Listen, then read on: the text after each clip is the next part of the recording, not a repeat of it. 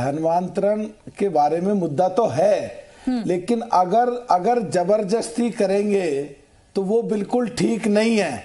और जो लोग धर्मांतरण कर रहे हैं उनका जो रिजर्वेशन पे जाकर के जो फर्क पड़ता है वो बिल्कुल उसके बारे में सरकार को सोचना पड़ेगा। और जो लोग धर्मांतरण करके एससी या एसटी में जा रहे हैं उनके लिए या तो उनको रिजर्व कोटे से बाहर रखा जाए, और अगर उनको कोटे में लेते हैं तो प्रोपोर्शनेटली प्रो डेटा बेसिस उनके लिए उतना कोटा अलग से करा जाना चाहिए। नागर जी, मलूक नागर जी, मैं आपसे समझना चाहूंगी क्योंकि बीजेपी तो ये कह रही है कि सबसे ज्यादा जो धर्मांतरण हुआ है वो पिछड़े वर्ग के जो मुसलमान हैं आपकी सरकार में हुए थे। वो भारतीय जनता पार्टी मुद्दे उठा रही है भाई, ये तो आप साबित कर रही हैं। देखिए, इनको रोकिए पहले प्लीज, इनका या तो माइक बंद करिए। देखो, जहां तक धर्मांतरण का बात है, बात यह है कि लोधी के टाइम पे या मुगल्स के टाइम पे होता आया है, और अगर वो जबरदस्ती थी और उसको आज गलत मानते हैं, और जो जम्मू कश्मीर में वहां के जो मुसलमान गुजर हैं वो 29.4% हैं, ये सच बात है। लेकिन आज की सरकार को माहौल बनाना चाहिए जिससे कि अगर खुशी से कोई करे तो ठीक है, और पैसे के दम पे या जबरदस्ती कोई भी करता है तो वो बिल्कुल सरेआम गलत बात है। और जो भी साक्षी जी बीजेपी की प्रवक्ता कह रही हैं कि बिल्कुल भाजपा जाति की बात या पिछड़ों की या दलितों की अलग अलग नहीं करती, मैं इस बात से सहमत नहीं हूं, क्योंकि इस देश के प्रधानमंत्री माननीय नरेंद्र मोदी जी संसद में आकर के कहते हैं मैंने इतने पिछड़े मिनिस्टर बनाए, मैंने इतने दलित मिनिस्टर बनाए। तो बिल्कुल ये तो सच बात है कि हर जगह आज जातिवादी से संबंधित पिछड़ों से दलितों से कहीं ना कहीं हर कोई भी पार्टी अछूती नहीं है, वो है। और हम इसके पक्ष अपने आप को आप लोग दलितों का हितैषी बताते हैं, पिछड़ों का हितैषी बताते हैं, लेकिन अब वो वर्ग भी आपसे दूर होता हुआ नजर आ रहा है। क्या मायावती ये जो ट्वीट्स हैं सिर्फ सोशल मीडिया तक ही सीमित रहेंगी या फिर ग्राउंड पर भी उतरेंगी?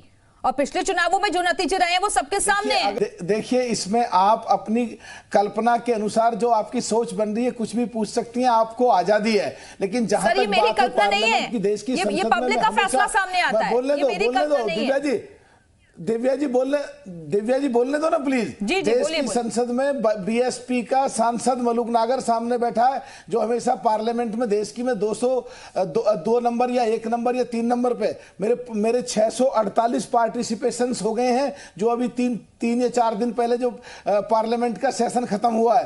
तो हम हमेशा काम करते हैं देश हित में और जनहित में, गरीब हित में, एससी एसटी के हित में और पिछड़ों के हित में, और हमेशा काम करते रहेंगे। और आने वाले समय में उत्तर प्रदेश में ये चीजें देखने को मिलेंगी, बिल्कुल साफ दिखाई देंगी लोकसभा 2024 के चुनाव में। क्योंकि जो एक खास वर्ग था उनको ये पता लग चुका है कि सारी इकट्ठी वोट भी अगर दे दी तो बिल्कुल वहां कोई फायदा होने वाला नहीं है। और दलित वोट इकट्ठे होकर के और जिस जाति के कैंडिडेट को हम टिकट देंगे वो, और एक खास समुदाय जो हमारे साथ खड़ा होगा, तो 2024 में पता लग जाएगा कि हमारी स्थिति कमजोर होती जा रही है या हमारी स्थिति मजबूत होती जा रही है। ठीक है सर। दिव्या जी, जो प्रोफेसर रविकांत जी बैठे हैं उनको भी कहना चाहता हूं, और सारा देश देख रहा है, और आपको भी कहना चाहता हूं, मेरे 648 पार्टिसिपेशन हैं पार्लियामेंट में, किस किस विषय पे वो उठाए हैं मुद्दे, किस किस चीज को हमने उठाया है, उसमें जो आप लोग कह रहे हो तमाम चीजें कवर होती हैं। हमारा कहना केवल ये है कि आज लोकतंत्र प्रजातंत्र में जो कानून है उसके हिसाब से मूव करो।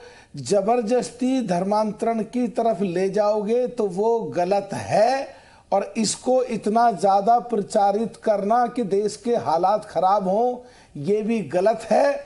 और दलितों के एससी या एसटी के अभी 3 बिल आए थे पार्लियामेंट में अमेंडमेंट एसटी से रिलेटेड, उन तीनों बिलों पर हमारी पार्टी के लोगों ने और मैंने भी इतने अच्छे तरीके से पार्लियामेंट में अपनी बातें रखी हैं, जिसमें एससी और एससी के हितों की रक्षा होती है।